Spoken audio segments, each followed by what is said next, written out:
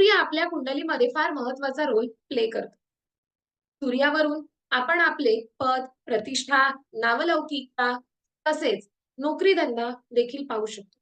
सूर्य हा पितृकारक ग्रह मानला जातो. पण हा सूर्य तुमचा कसा आहे यावरती बऱ्याच गोष्टी निर्भर करतात. सूर्य जर उच्चीचा असेल, तर त्या व्यक्तीला मान, प्रतिष्ठा, सन्मान, नावलौकिकता, उच्च अधिकार प्राप्त होतात. तसेच ती व्यक्ती राजकारणात देखील अव्वल असते.